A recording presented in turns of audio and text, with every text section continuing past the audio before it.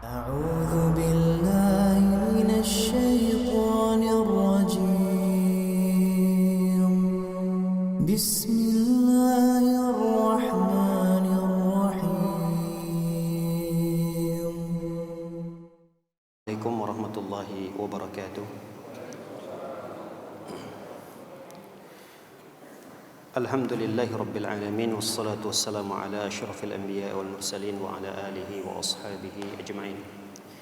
Amma ba'du, ma'asyiral muslimin dan muslimat, semoga kita selalu dalam penjagaan dan lindungan dari Allah Subhanahu wa taala. Alhamdulillah, kita bersyukur kepada Allah Subhanahu wa taala atas segala nikmat yang Allah berikan kepada kita, yang dengannya kita bisa menunaikan kewajiban kita sebagai hamba Allah Subhanahu wa taala. Salawat dan salam tak lupa pula kita hadiahkan untuk Nabi kita tercinta, Nabi Muhammad sallallahu alaihi wasallam. Kita memohon kepada Allah Subhanahu wa taala agar Allah Subhanahu wa taala menambahkan kepada kita ilmu yang bermanfaat dan kemudahan dalam memahami syariat Islam yang telah disampaikan oleh Nabi sallallahu alaihi wasallam dalam beberapa hadis yang akan kita bahas pada kesempatan yang singkat ini. Masyarul muslimin dan muslimat yang dimuliakan oleh Allah Subhanahu wa taala.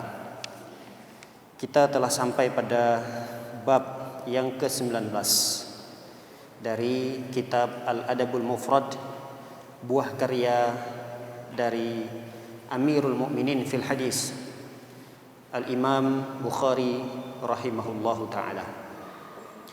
Bab yang ke-19 yang berbunyi birrul walidain ba'da mautihima, berbakti kepada kedua orang tua setelah mereka meninggal dunia. Judul ini memberikan pelajaran kepada kita bahwa kita sebagai anak akan tetap memiliki kewajiban untuk berbakti kepada kedua orang tua walaupun kedua orang tua kita sudah lama meninggal dunia. Berdasarkan beberapa hadis yang akan kita bacakan, yaitu hadis yang ke-35.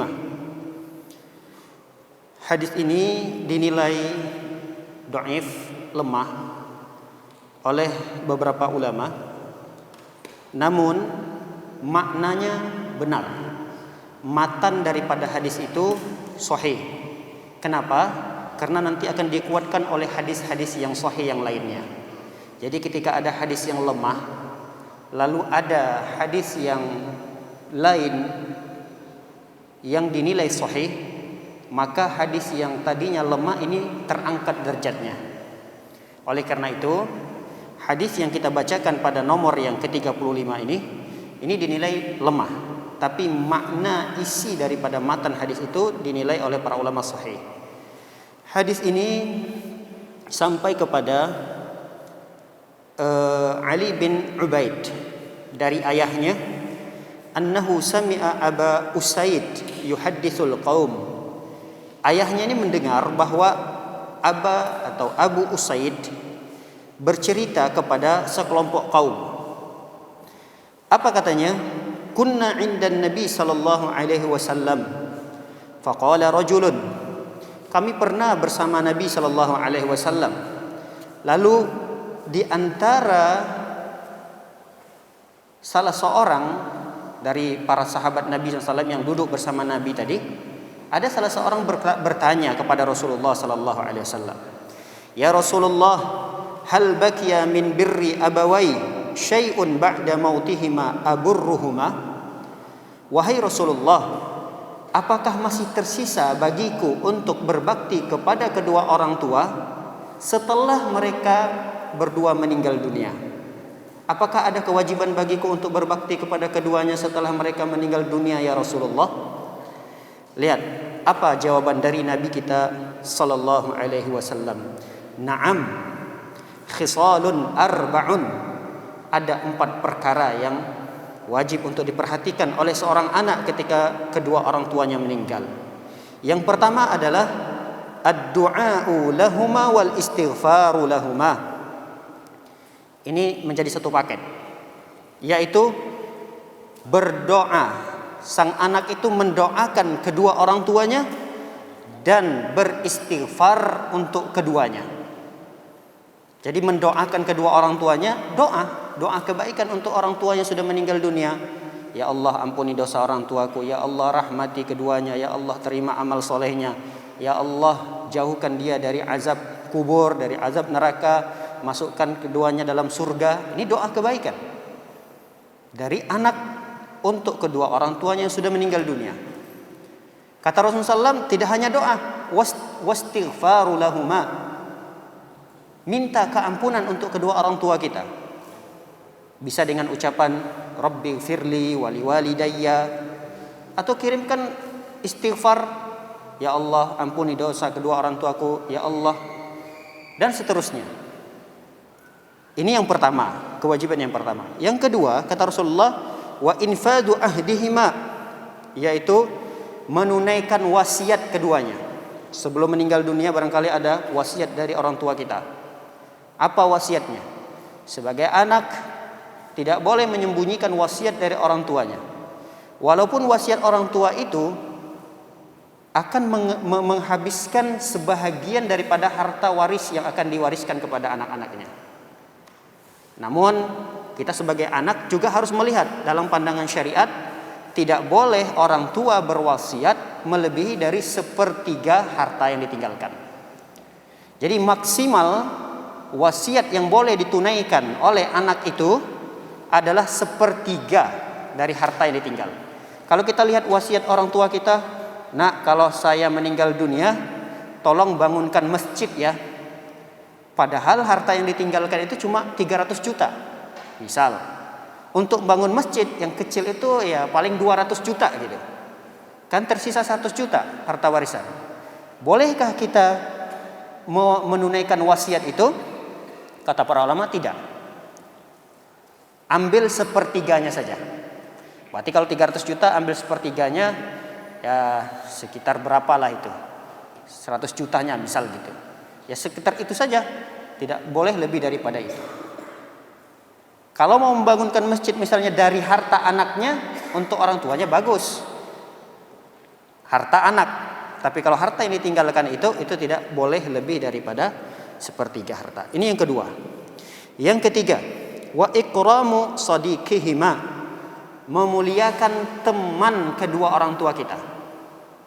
Mungkin selama masa hidup ayah kita punya teman, ibu kita punya teman, yang mereka ini dalam pertemanan dan persahabatannya luar biasa, dekat sekali, akrab sekali. Maka kewajiban kita adalah memuliakan teman daripada kedua orang tua kita ini, sebagaimana kita memuliakan orang tua kita. Nanti akan ada hadis khusus yang menjelaskan tentang itu. Ini yang ketiga. Yang keempat, wasilatur rahimi allati la rahima laka illa min qibalihima, yaitu menyambung silaturahmi yang tidak ada rahim bagimu kecuali dari keduanya. Maksudnya, kewajiban seorang anak setelah meninggal kedua orang tuanya adalah melanjutkan silaturahmi kepada orang-orang yang memiliki rahim yang sama dengan kedua orang tua kita. Kita punya ibu, siapa yang satu rahim dengan ibu kita? Tentu bibi, ya adiknya ibu kita, kakaknya ibu kita. Ini kan satu rahim dengan ibu kita.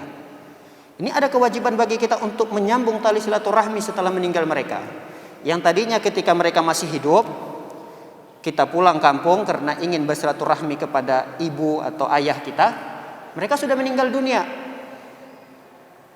Berarti kewajiban itu berpindah kepada siapa yang satu rahim dengan ibu kita dan siapa yang satu rahim dengan ayah kita.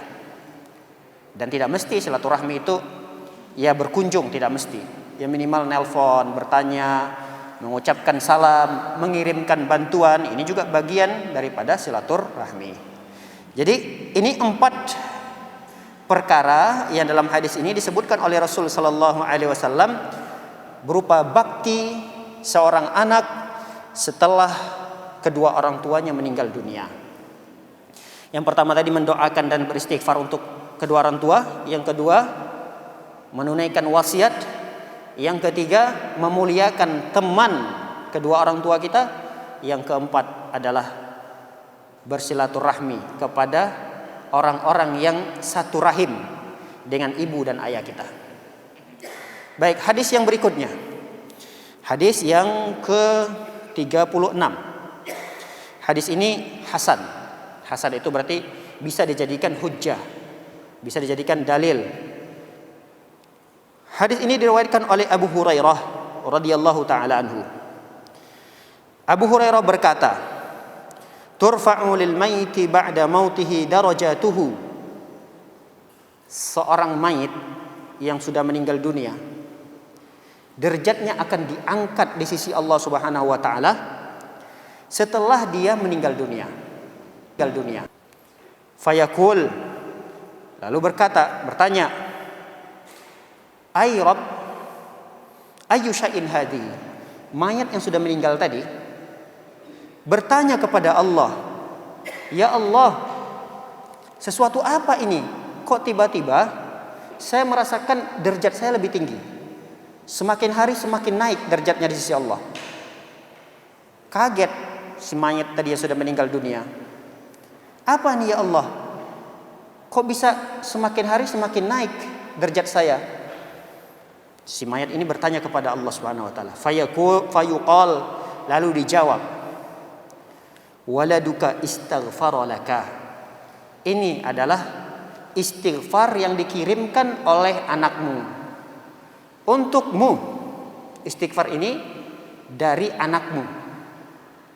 Lihat, para hadirin dimuliakan oleh Allah Subhanahu wa taala. Apa pelajaran yang berharga yang bisa kita ambil dari hadis ini? Pelajaran yang berharga adalah orang yang soleh sekalipun dia butuh istighfar. Jadi jangan menganggap, untuk apa saya beristighfar untuk kedua orang tua saya? Sholatnya rajin, sholat 5 waktu di masjid, sudah ibadah haji, puasa nggak pernah tinggal, sholat malam, tahajud, pokoknya semua ibadah, pokoknya selama hidup ayah saya, kedua orang tua saya soleh sekali.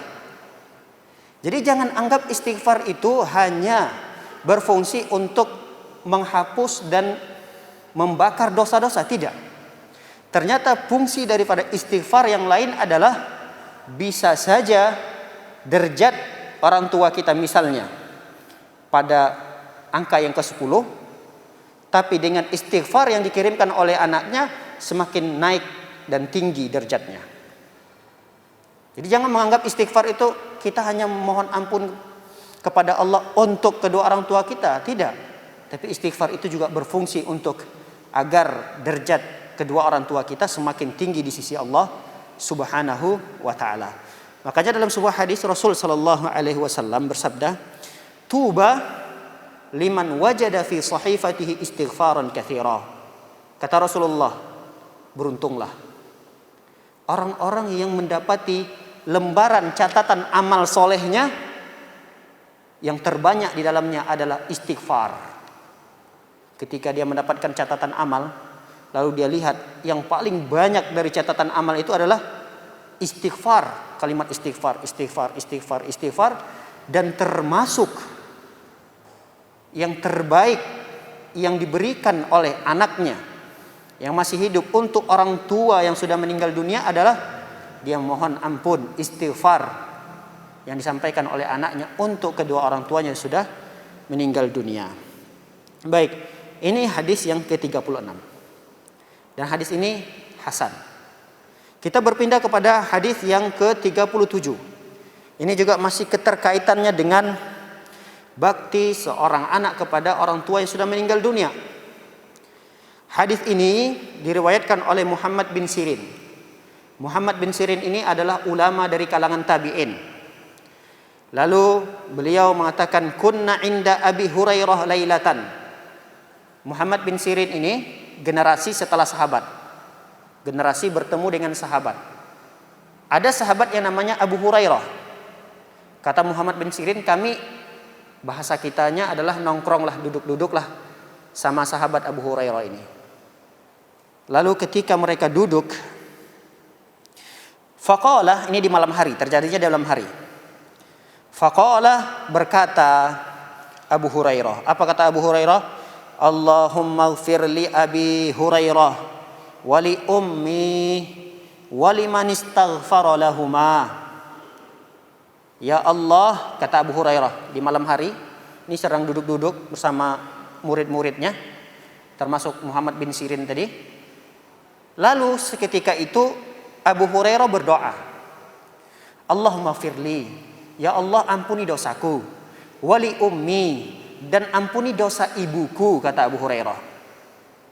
Lihat, yang ketiga apa kata Abu Hurairah? Wali man istaghfara lahuma, dan ampuni pula dosa orang-orang yang meminta ampun untuk keduanya. Apa maksudnya yang ketiga ini? Maksudnya adalah, ya Allah ampuni pula orang-orang yang meminta ampun atas namaku dan atas nama ibuku. Misal Muhammad bin Sirin tadi, apa kata Muhammad bin Sirin? Fanahnu nastaghfiru lahuma hatta nadkhula fi da'wati Abi Hurairah. Setelah aku mendengarkan doa Abu Hurairah ini, kata Muhammad bin Sirin, aku pun berdoa, beristighfar untuk Abu Hurairah. Aku kirimkan istighfar untuk Abu Hurairah. Ya Allah ampuni dosa Abu Hurairah. Ya Allah ampuni dosa ibu Abu Hurairah. Kata Muhammad bin Sirin. Kenapa? Agar aku bisa mendapatkan doanya Abu Hurairah. Agar aku bisa mendapatkan doanya Abu Hurairah. Abu Hurairah sahabat. Siapa yang tidak kenal Abu Hurairah? Beliau ini adalah ranking pertama dalam meriwayatkan hadis Nabi Shallallahu Alaihi Wasallam. Sahabat terbaik. Jadi doanya itu kemungkinan besar diijabah oleh Allah Subhanahu Wa Taala. Oleh karenanya Muhammad bin Sirin, agar mendapatkan doa dari Abu Hurairah ini, dia pun ikut mendoakan untuk Abu Hurairah. Ya Allah ampuni dosa Abu Hurairah. Ya Allah ampuni dosa kedua orang tuanya, dalam hal ini ibunya Abu Hurairah. Ya Allah ampuni dosa ibu Abu Hurairah. Supaya apa? Supaya aku mendapatkan bagian daripada doa Abu Hurairah tadi. Apa doa Abu Hurairah? Ya Allah ampuni dosaku, ampuni dosa ibuku, dan ampuni dosa-dosa orang yang mengirimkan istighfar untukku dan untuk ibuku. Mengirimkan istighfar itu maksudnya doa tadi, doa ampuni dosa Abu Hurairah, ampuni dosa ibu Abu Hurairah. Baik, hadis ini dinilai sahih. Derajat hadis ini sahih.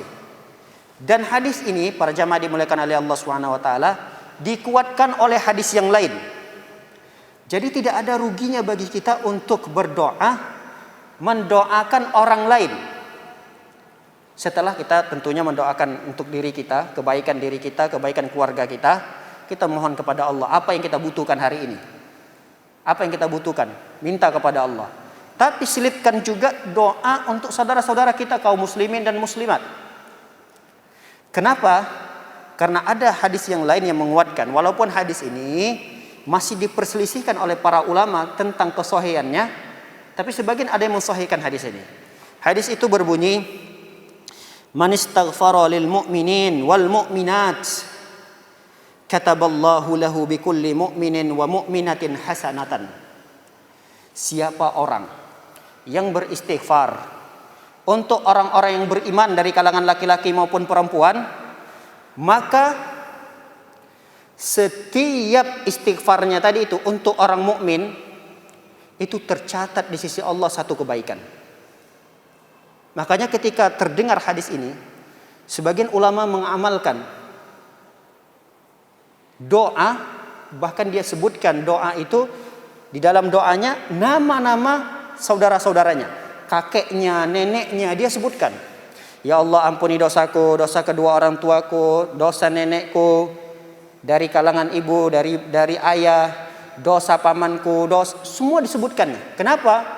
Karena hadis ini menunjukkan setiap doa istighfar yang kita sampaikan untuk orang lain tidak ada ruginya, karena itu bernilai satu kebaikan. Bayangkan berapa orang yang kita doakan, 10, 20, maka 20 kebaikan untuk kita kembalinya. Dan bayangkan berapa kaum muslimin yang kita doakan. Makanya ada sebagian ulama berdoa secara umum. Biasa kita dengarkan seperti itu. Ustaz-ustaz kita terkadang dalam khutbahnya berdoa, Allahumma firlil muslimin wal muslimat wal mu'minin wal mu'minat. Allahumma firlil muslimin wal muslimat. Maksudnya apa? Kaum muslimin semuanya, kaum mukminin semuanya. Kita tidak bisa menghitung berapa jumlah mereka. Dan sekian jumlah itulah kebaikan yang akan kita dapatkan dari doa kita tersebut. Jadi jangan pelit untuk mendoakan orang lain. Selipkan dari doa-doa yang kita panjatkan kepada Allah untuk saudara-saudara kita kaum muslimin dan kaum muslimat, mukminin dan mukminat. Baik para hadirin dan hadirat dimuliakan oleh Allah Subhanahu wa taala.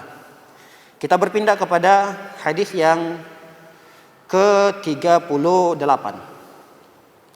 Hadis ini tentu tidak asing lagi di telinga kita. Sering sekali kita mendengarkan hadis ini.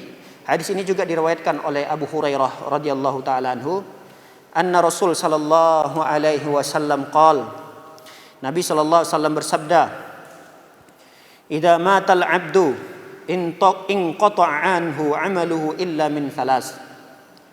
Apabila seorang hamba meninggal dunia, terputuslah amalnya.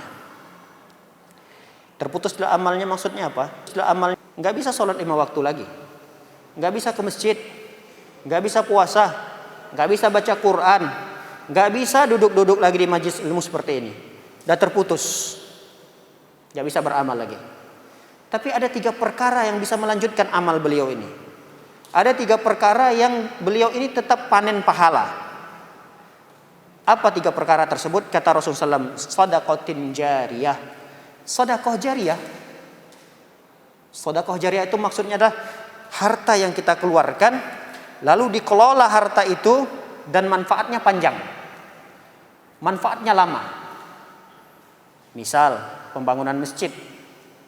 Berapa umur masjid yang dibangun tersebut? Walaupun dia tidak membangunnya keseluruhannya, ada beberapa yang dia titipkan hartanya walaupun hanya dapat 1 keramik, 2 keramik, 1 meter dari masjid itu dia titipkan. Bayangkan umur masjid itu berapa tahun lamanya? 100 tahun, 200 tahun. Maka sekian tahun itulah dia akan panen pahala. Apa saja? Ya mungkin kita bisa berpikir lebih cerdas, misalnya ketika kita menitipkan uang kita. Misalnya ada proyek untuk umat pembuatan sumur. Ini manfaatnya besar misalnya gitu. Oh bikin sumur di masjid Al-Furqan akan membuat sumur lagi karena kekurangan air misalnya. Udah saya juga ikut nitipkan. Kenapa? Karena air yang akan digunakan itu akan digunakan untuk wudhu, akan digunakan untuk minum misalnya, akan digunakan oleh hewan-hewan yang ikut minum juga dari air tersebut. Jadi di sekian tahun sumur itu berada, maka sekian tahun itu pula lah dia akan panen pahala. Ini namanya sedekah jariyah. Masih banyak mungkin contoh-contoh yang lain yang bisa kita titipkan harta kita untuk supaya dia berbentuk menjadi sedekah jariyah. Adakah sedekah yang tidak jariyah? Ada. Kita sedekahkan harta tersebut habis begitu saja, tidak bermanfaat. Apakah mendapatkan pahala?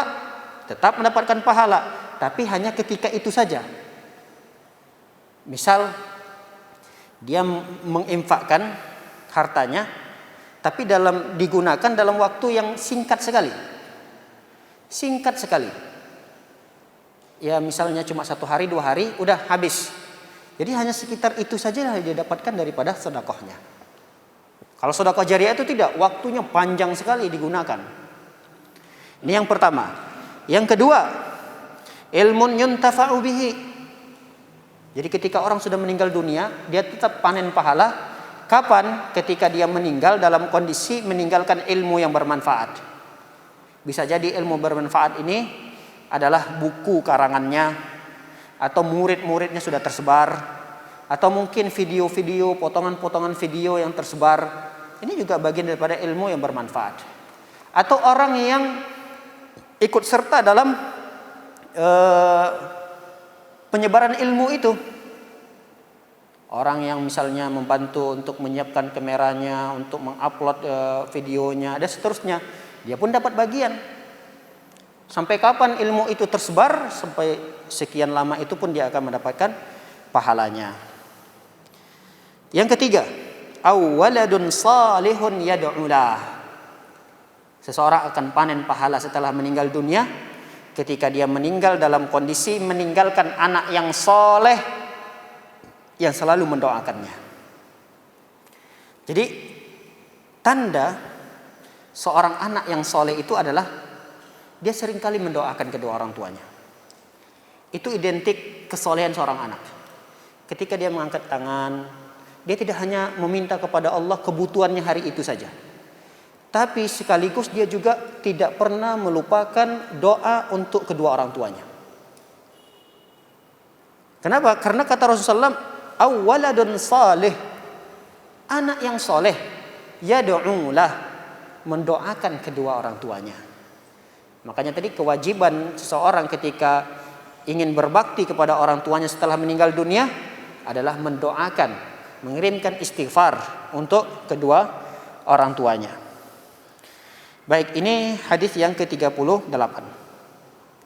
Hadis yang ke-39. Hadis yang ke-39, hadis ini diriwayatkan oleh Ibnu Abbas radhiyallahu taala anhuma, anna rajulan qala ya Rasulullah.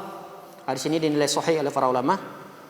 Ada seorang laki-laki bertanya kepada Nabi sallallahu alaihi wasallam, inna ummi tuwfiyat wa lam tusi afa yanfa'uha an atasaddaqa anha. Kata sahabat ini bertanya kepada Rasulullah, ya Rasulullah, ibuku wafat tapi tidak sempat menuliskan wasiat. Jadi enggak ada wasiatnya. Afa yanfa'uha an atasaddaqa anha? Apakah bermanfaat ketika aku bersedekah atas nama ibuku tadi? Ada manfaatnya enggak? Kalau bahasa kita, sampai enggak pahalanya ke orang tua yang sudah wafat kalau saya bersedekah atas namanya? Lihat kata Rasul sallallahu alaihi wasallam, jawabannya na'am. Iya. Berarti di antara bentuk bakti seorang anak setelah orang tuanya meninggal adalah dia bersedekah tapi di atas namakannya orang tuanya. Dia niatkan masukkan ke kencelengan masjid misalnya, ini sedekah ayah saya, semoga Allah merahmati dan mengampuninya. Ini sedekah ibu saya, di atas namakan kedua orang tuanya. Apakah itu bermanfaat? Apakah sampai pahalanya? Rasul menjawab, na'am, iya, sampai. Baik, dari beberapa hadis yang kita baca tadi, 1, 2, 3, 4, 5 hadis, dapat kita simpulkan bahwa di antara bakti seorang anak kepada orang tua yang sudah meninggal dunia, apa saja yang bisa dilakukan? Yang pertama, mendoakan, beristighfar, mohon ampun untuk kedua orang tua kita. Yang kedua adalah menunaikan wasiatnya. Yang ketiga, memuliakan teman-temannya. Yang keempat adalah melanjutkan tali silaturahmi yang ada hubungan rahim dengan ibu dan ayah kita. Yang kelima bisa kita ambil adalah meninggalkan generasi-generasi yang baik.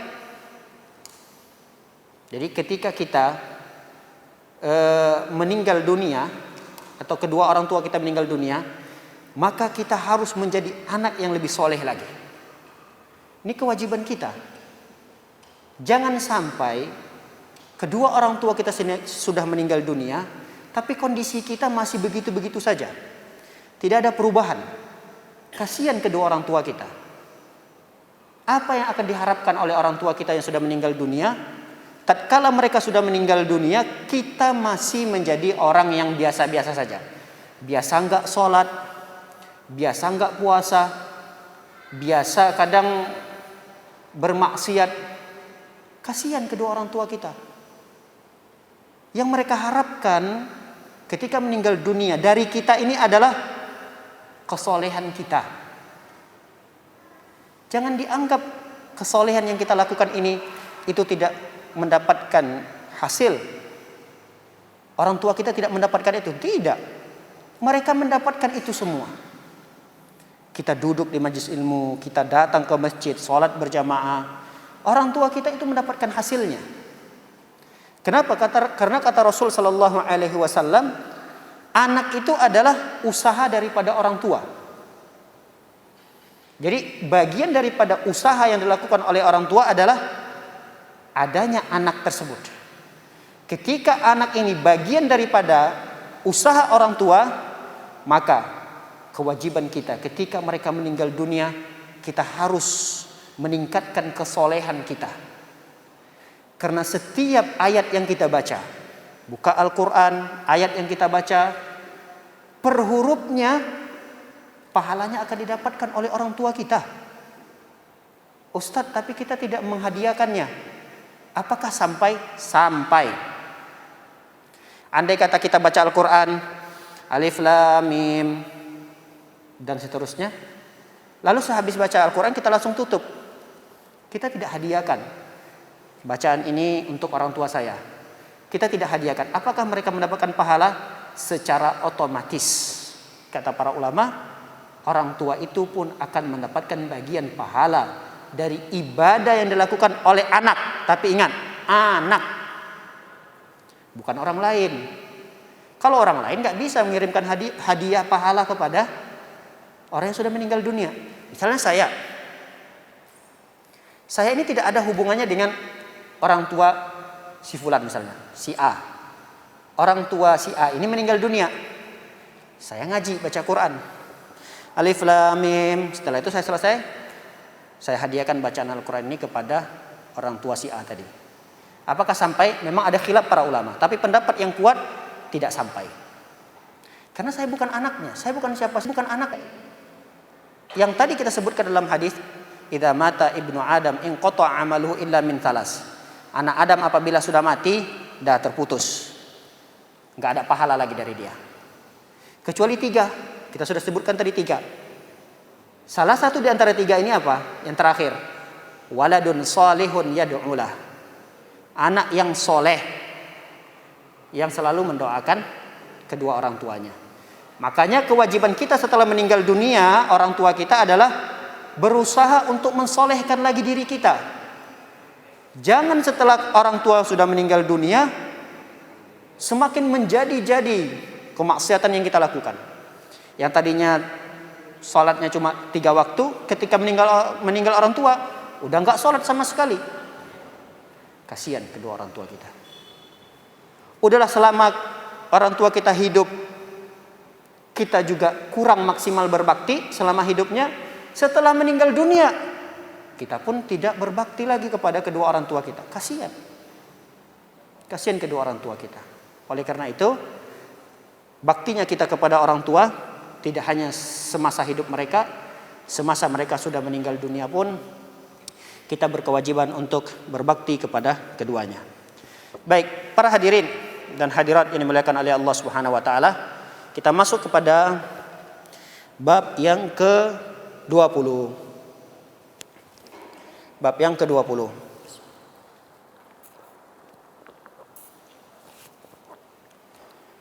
Bab birru man kana yasiluhu abuhu.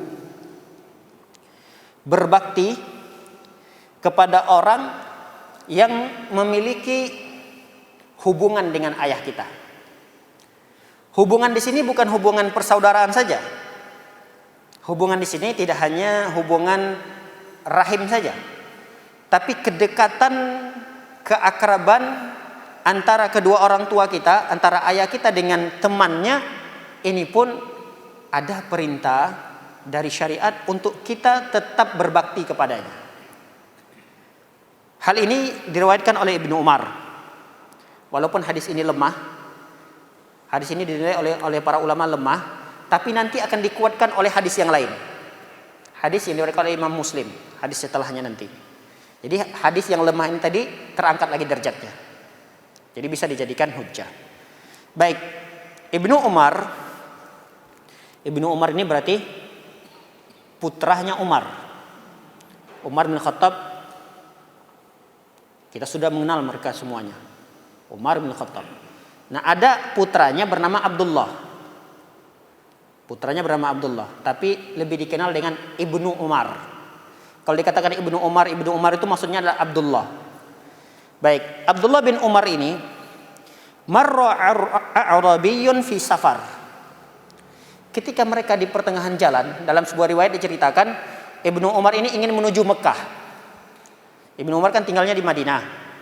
Bepergianlah beliau ini ingin pergi ke Mekah. Di perjalanan, fakanal abul a'rabi sadiqan li Umar. Lewatlah di tengah perjalanan tadi jumpa dengan A'rabi. A'rabi ini adalah orang kampungan.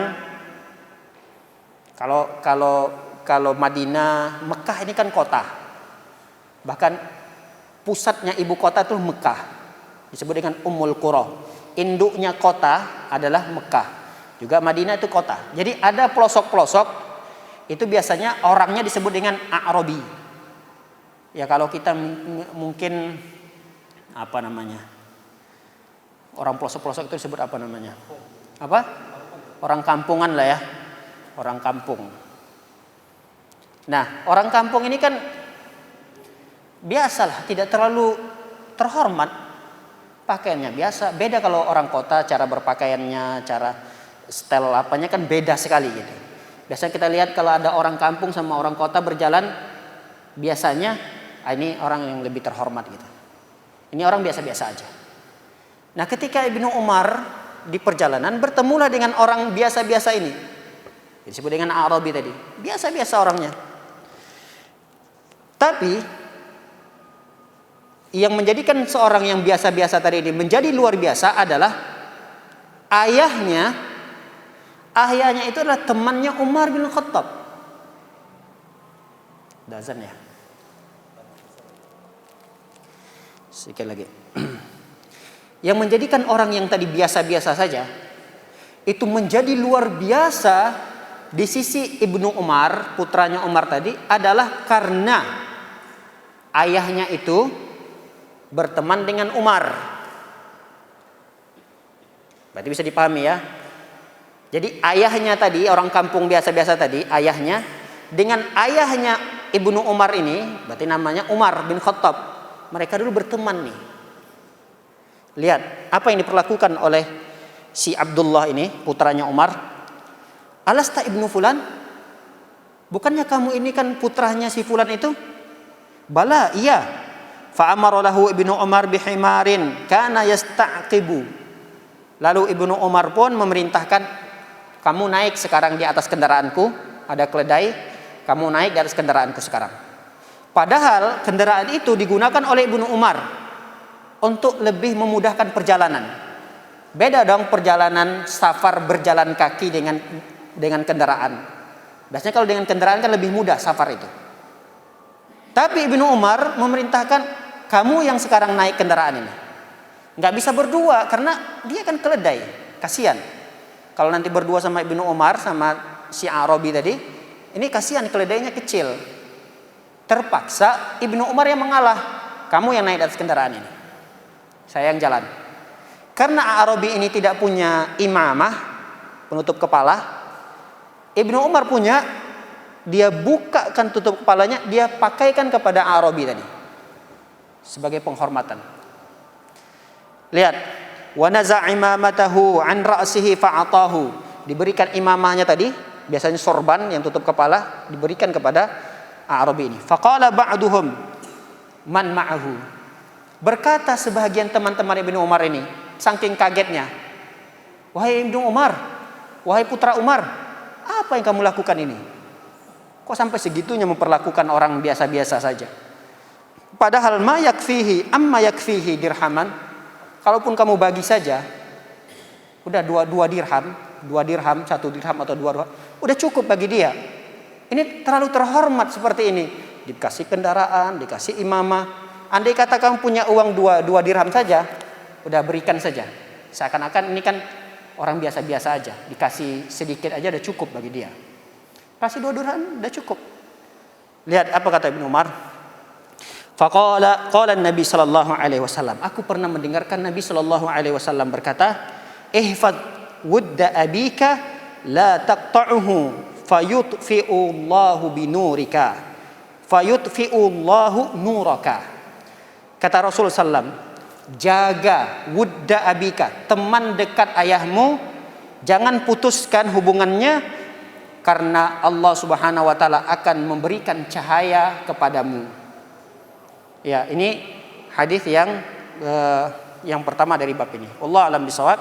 Silakan kita azan dulu sebentar. Nanti kalau ada yang perlu dilanjut kita akan lanjut.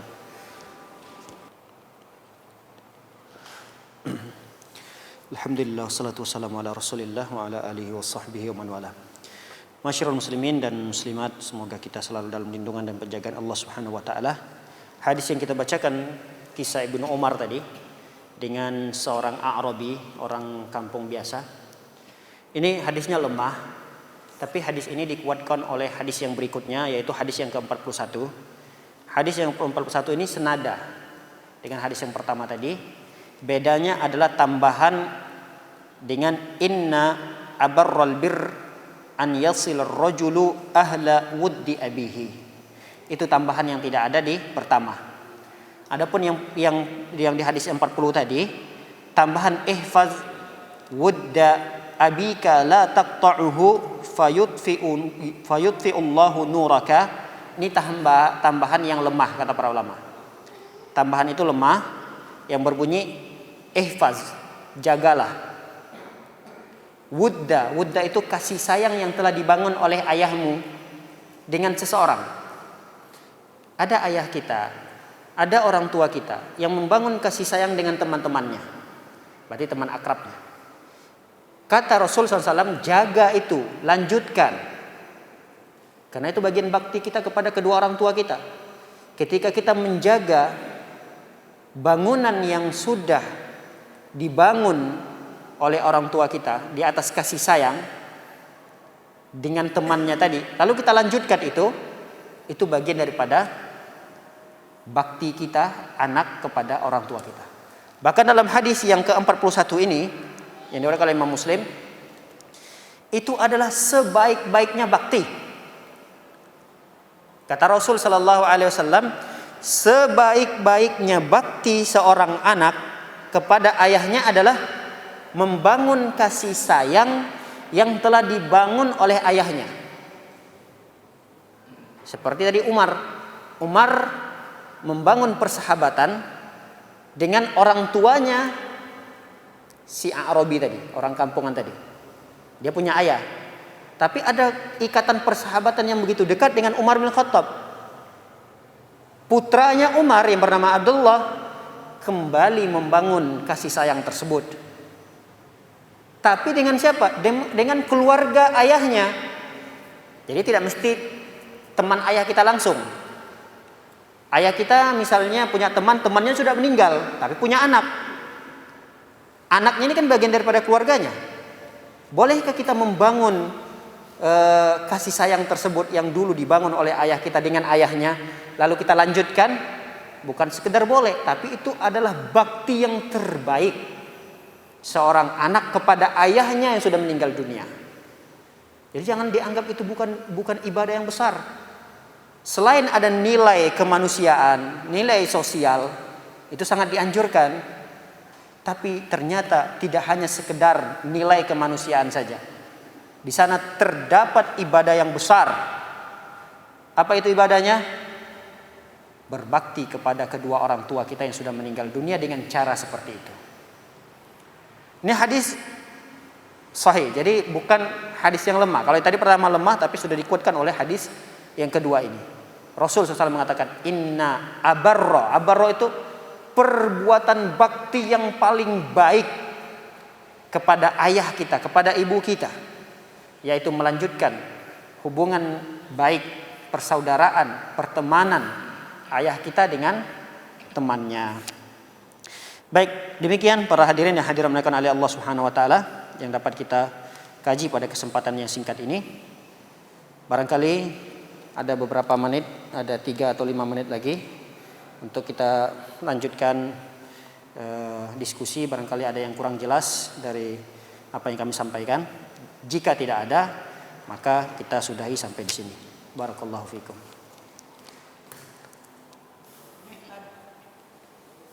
Ya, silakan Pak.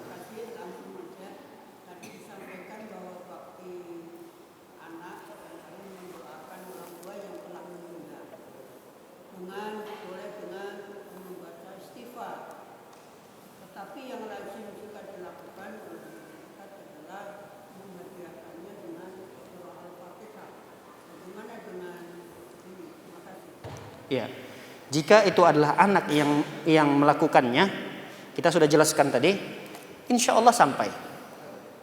Andai kata pun tidak dihadiahkan Al-Fatihah itu kepada ayahnya yang sudah meninggal atau ibunya sudah meninggal dunia, secara otomatis itu akan sampai.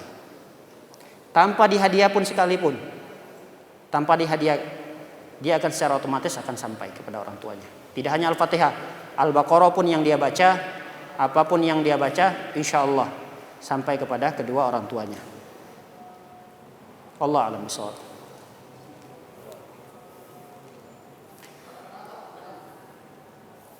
Silakan. Ya. Ya. Silakan.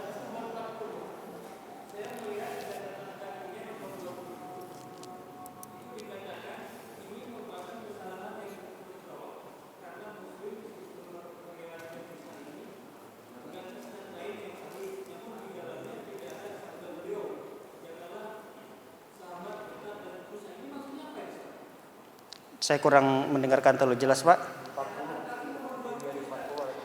Iya, bab yang ke-20, hadis yang ke-40. Kenapa, Pak? Komentar di bawah catatan kakinya.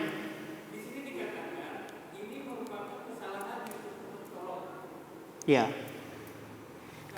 Saya sudah jelaskan tadi, kesalahan itu adalah tambahan pada kalimat ihfaz.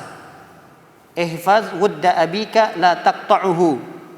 Jaga bangunan kasih sayang yang telah dibangun oleh ayahmu dan jangan putuskan itu. Fayutfi'ullahu nuraka, karena Allah akan menghidupkan nur, cahaya pada dirimu. Nah, tambahan itu adalah tambahan yang lemah dan itu jelas sekali, mencolok sekali kesalahan itu. Yang benar tambahannya adalah hadis yang ke-41. Jadi kisahnya sama, masih kisah Ibnu Umar dengan Arabi, tapi ada tambahan kalimat dari Nabi Shallallahu Alaihi Wasallam dengan kalimat inna abarral bir an yasila ar-rajulu wudda ahla wuddi abihi. Itu tambahan yang benar. Gitu maksudnya. Ya. Makanya saya katakan tadi hadis yang 40 ini lemah, tapi hadis itu dikuatkan oleh hadis yang ke-41 ini. Jadi tetap masih bisa diamalkan. Apa berupa amalannya? Melanjutkan bangunan kasih sayang yang telah dibangun oleh ayah kita dengan orang lain, dengan temannya, itu bisa diamalkan. Dengan dalil hadis yang ke-41 ini.